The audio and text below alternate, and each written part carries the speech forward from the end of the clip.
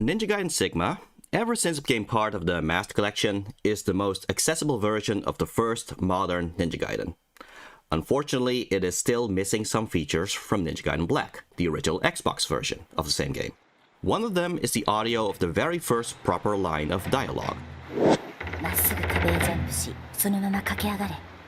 Now, there's a practical reason for this. The original lines mentioned Xbox terms like the thumbsticks. Tilt the left thumbstick to roll your body. While Ninja Gaiden Sigma was for the PlayStation 3, which uses left stick or right stick instead. Guess they didn't think it was worth it to rehire the voice actors to redo the lines. But it's a shame, because this would have been a great introduction to Ayane's voice, explaining the mechanics of the game to the player. Now, to be pedantic, we did hear the narrator explaining the Dark Dragon Blade, as well as a poor Shadow Ninja grunting as Ryu slashes him before we hear Ayane. But Ayane's voice would have been the first proper communication in the story. From this point on, you will count on her wisdom when it comes to playing the game. When in doubt, look to the color blue for the path. In fact, one of the other missing features in Ninja Gaiden Sigma is Ayane leading Ryu back to Tyron so that Ryu can have this conversation with Muramasa. Seems that something is bothering him so much that he cannot sleep at night. There is a place to fit a jewel here, you see? A curved jewel carved out of a dragon's eye. The conversation is still there, but is now an easily missed cutscene in the chapter The Fiendish Awakening instead of the previous chapter, The Caverns. The point I'm trying to make is that Ayane's kunai scrolls are in fact in-universe. Ryu does in fact trust Ayane when it comes to the information she provides. He respects her wisdom, which, funnily enough, contrasts with how we see her in Dead or Alive. Yes, Ayane comes from Dead or Alive games before she ended up in the modern Ninja Gaiden games. After all, the main character of Dead or Alive is Kasumi, who is Ayane's half-sister. The story of the two sisters is unfortunate. They share the same mother, Ayame, but Kasumi's father, Shiden, is the respected head of the Mugen Tenshin clan. Ayane's father, Raido, is Shiden's brother, who forced himself on his brother's wife. Let's just say that Thanksgiving is awkward. This leads to Ayane being ostracized by the Mugen Tenshin clan, through no fault of her own. This is all told through the opening animation in Dead or Alive 2 Ultimate, accompanied with Dream On by Aerosmith. Tomono Igaki likes Aerosmith, what can I say?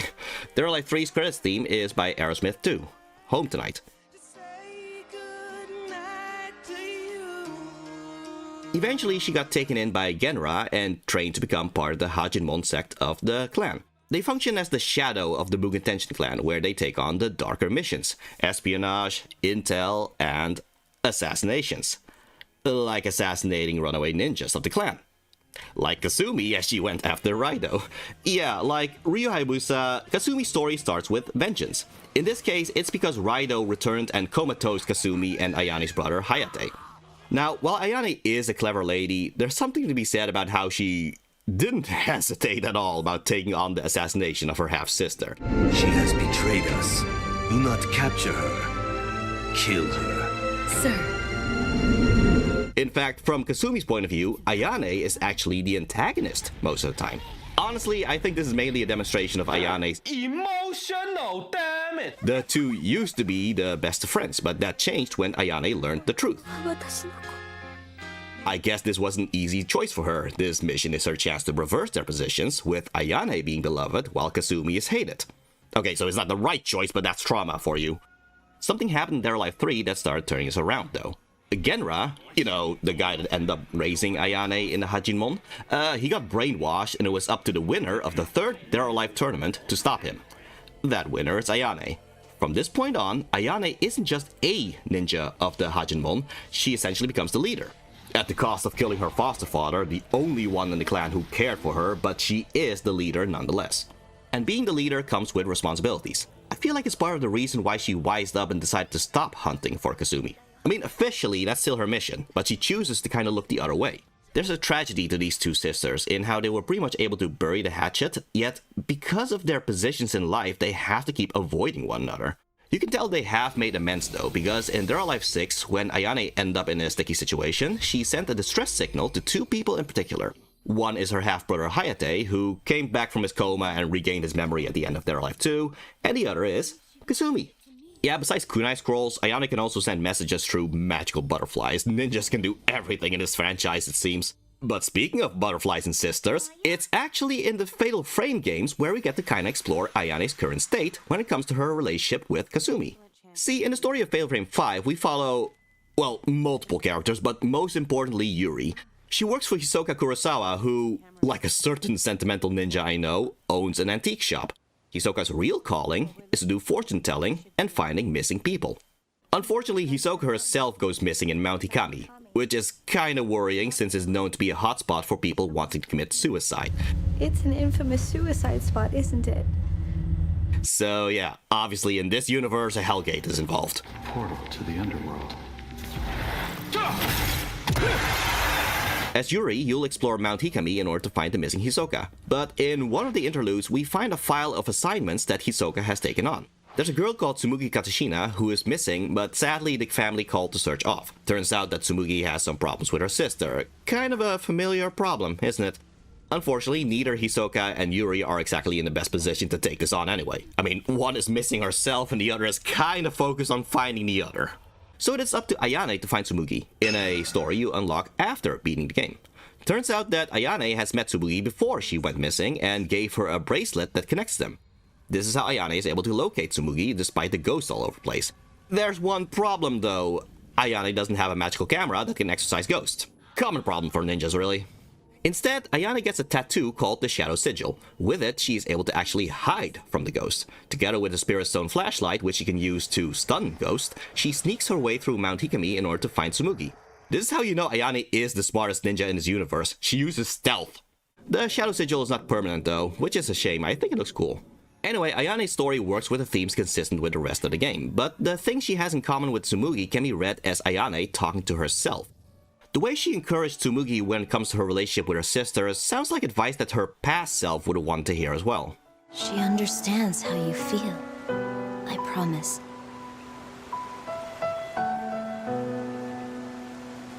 She's your family.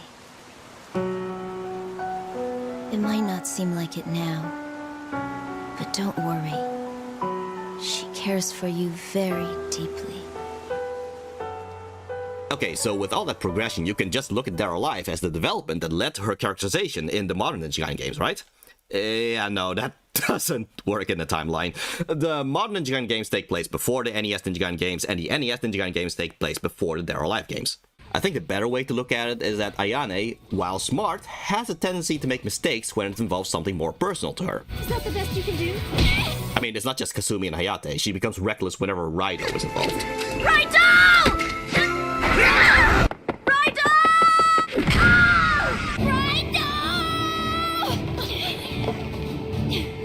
To be fair, the other ninjas don't do well when they lose their temper either. Not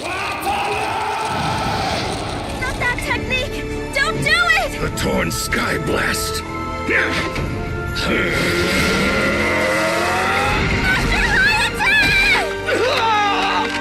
Heck, Kasumi left the Mugen Tenshin clan in order to go on her own vengeance quest against Raido, and really, it created far more problems than it solved. If anything, this makes the modern Ninja Gaiden game appearances of Ayane pretty interesting. This is essentially her just doing a job. Nothing personal, just a job. Just to emphasize, the Hayabusa Ninja Clan is not related to the Mugen Tenshin clan, nor the Hajimon sect. There's a friendship between the clans and they help one another, but they're separate. So it is a job that she chooses to do. Every time that Ayane works with Ryu, it's not out of some familial or clan obligation. I guess she just likes working with him. Obviously he's not canon, but even if you die 3 times and start Ninja Dog mode, she's technically within her right to just kill Ryu for being a failure. Instead, she chooses to continue helping him, claiming she'll support him in every way that she can. Ironically, I feel like the Hayabusa Ninja Clan is way more open to her than the Mugen Tenshin clan. They don't judge her for who her father is, they judge her for her abilities, and her abilities are top-notch.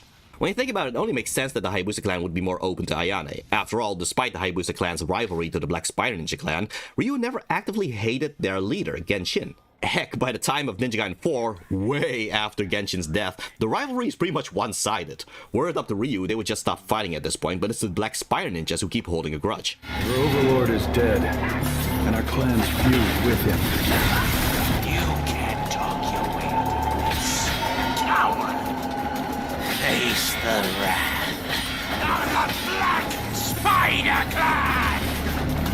There's no certainty on whether the openness is just Ryu being a sentimental guy, or if it's just the general attitude of the Hayabusa Ninja Clan as a whole, but Ayane clearly doesn't mind constantly supporting him in the shadows. And mind you, the feeling's mutual. In Ninja Gaiden 4, when Kagachi loses sight of Yakumo, Ryu says he will handle finding Yakumo instead. Note that he says he will handle it. And the way he handles it is by sending in Ayane to talk with Yakumo. It's gotten to the point that Ryu just sees Ayane as an extension of himself. Okay then. Hayabusa? The legendary super ninja? Yes, the legendary Super Ninja sees Ayane as an extension of himself. Again, it's her choice to work with him, not an obligation. In fact, at this point, I feel like it kind of bothers her that she doesn't know much about his personal life. In Ninja Gaiden 3 Razor's Edge, Ryu is unable to use a Dragon Sword because of plot, so Ayane is sent by Hayate to lend his sword to Ryu. Obviously not as powerful as the Dragon Sword, it's not carved out of the fang of a divine dragon, but it'll do. Make sure you bring it back in one piece. It's just a loner. How does she know about this place? It's classified, top secret. Ninja have their ways. I love how Ryu just kind of bragged about Ayane's resourcefulness there. On the same day, Ayane gets hired by Irene in Paris. Yes, that Irene. Irene? Ryu! Irene! Gotcha.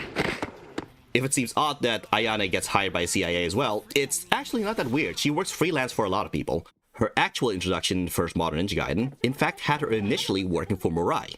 It's just that somewhere down the line, she figured he may be the bad guy. So what's Ayane doing in Paris? Well, her favorite food is a French confectionery called Marron Glacé, and she loves beauty salons. Again, you find such random trivia in the Dead or Alive games. But she and Irene are actually here in order to fight the LOA, the same people that curse Ryu. So much for taking it easy in Paris. Clear this up, and they'll probably give you a VIP vacay next time you're in town. As always, Ayane picks up Ryu's slack when he's preoccupied with something else. It's probably what Irene sees in Ayane in particular, as she would like to do the same. Funny thing is that for all of Ayane's knowledge, she's always in the dark about Ryu and Irene's relationship. You can trust her. Yeah, that's not what I meant. Where am I? I'm talking about Ryu. By the way, are you and Ryu... Seriously, what's with you and Ryu? I know him better than you do, kid. Guess Ayane missed out on this little piece of intel. Actually, it feels like Ryu and Irene are just teasing Ayane for being able to hold a secret from her. It's a harmless secret, but it's funnily enough something to hold over her.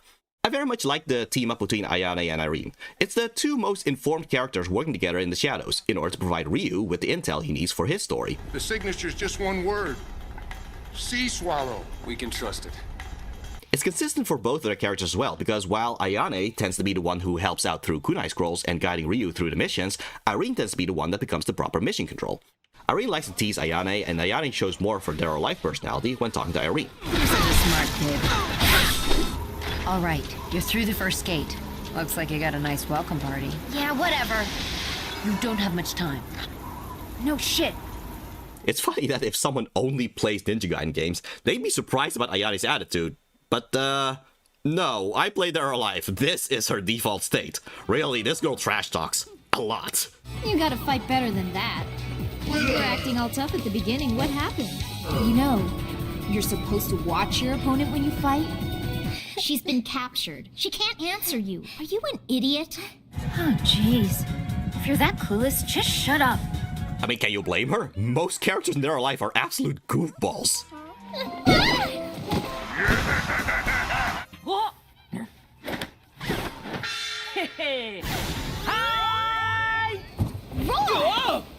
Here.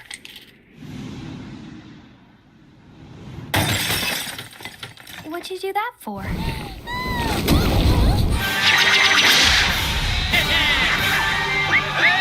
Not to mention, Ayane has got to be the unluckiest girl in the franchise. It's like she stepped on 20 mirrors every morning on the wrong side of the bed, after sleeping underneath a stepladder.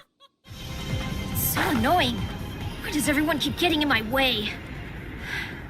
Come to think of it, her being polite to Ryu is the anomaly, not the norm. Ayane's like a mirror, I think. Whatever you give her, she gives you. You give her trouble, she gives you trouble. Ryu gives her respect, and she gives the same to him. With that in mind, how is Ayane with Yakumo?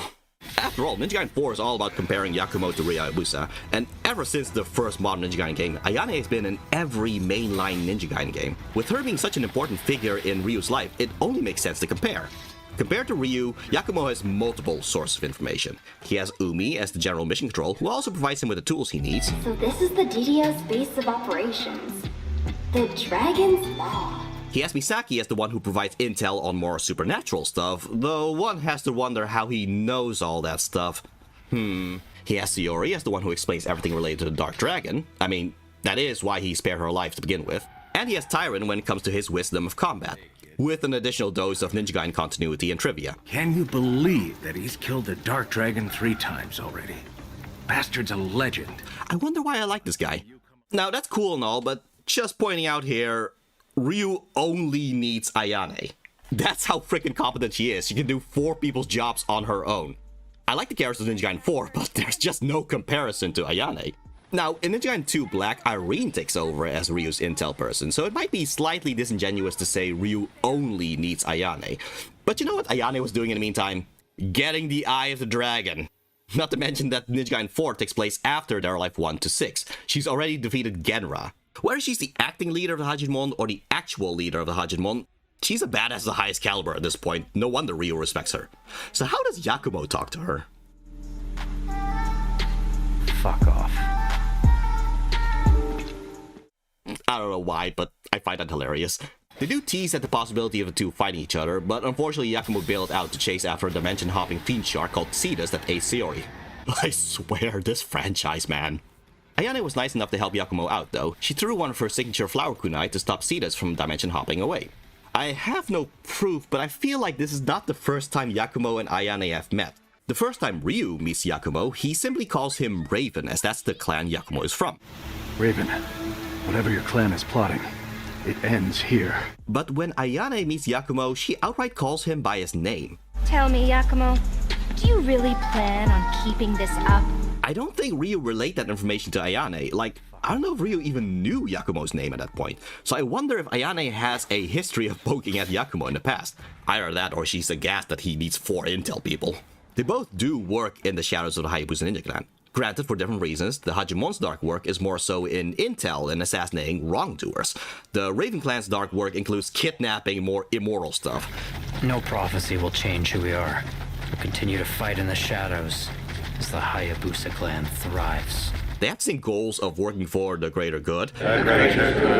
But the Raven Clan seems more than capable of involving innocents if necessary. If you play New Game Plus, you get to buy something called the Mystical Flower Tally. It's a certificate of espionage which gives you more missions to do after the main game.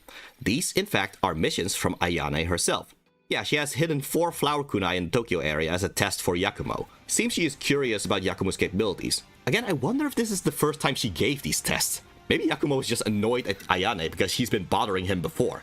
Can you imagine her stealing his nail polish and hiding it somewhere? You know, just to test his capabilities again? I mean, she has hidden the windmill shuriken in a place only a ninja could reach. I have brought a legendary weapon to Taiwan. A weapon known only by a select few. I have hidden it in a dark alley, in a location where only a ninja will be able to reach it. I suggest that you find it and make use of it.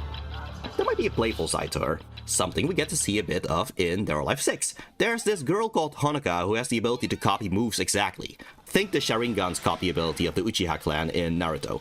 In fact, Honoka's fighting style in the game is like a hodgepodge of other characters' moves. There's a curiosity to Ayane there, sure, but she tests it out by performing one of her signature moves. Honoka kinda copied it, but it reinforced Ayane's suspicions. You see, there's someone else who has such a copy ability. The Torn Sky Blast! Show me! Yes. The two of you are sisters.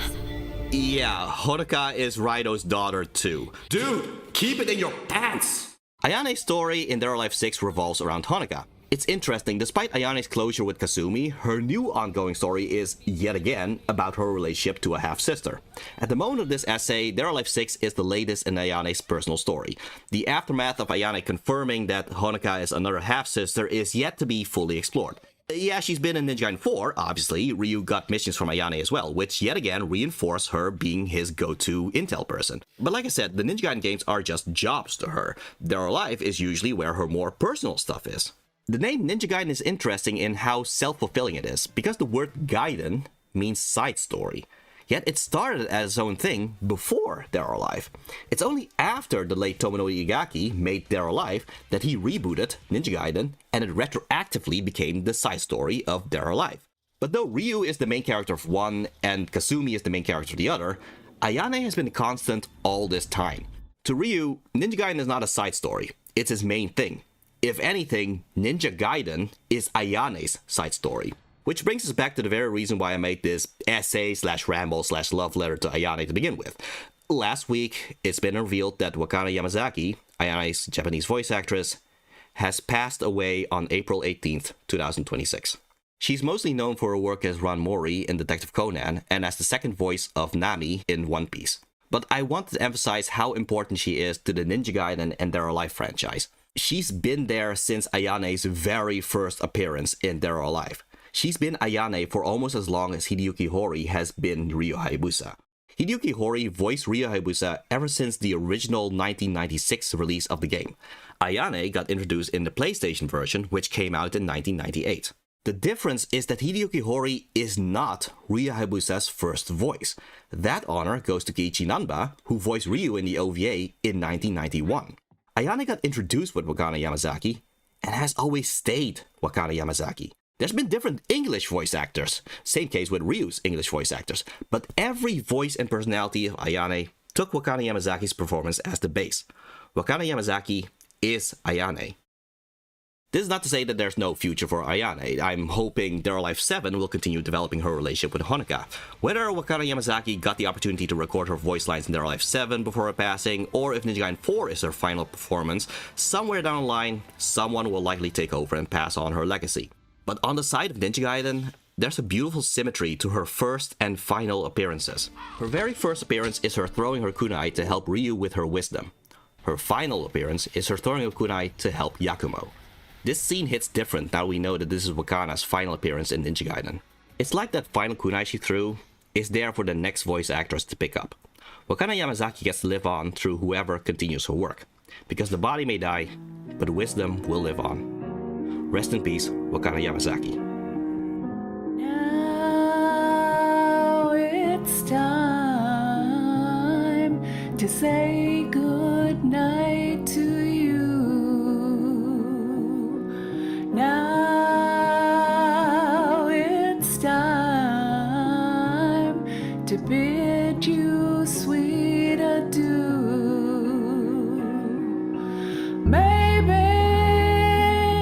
Drink a cheers to yesterday,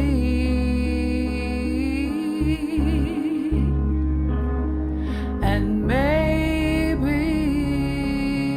you'll drink those tears away. So baby, don't let go, hold on real tight. 'Cause I'll be home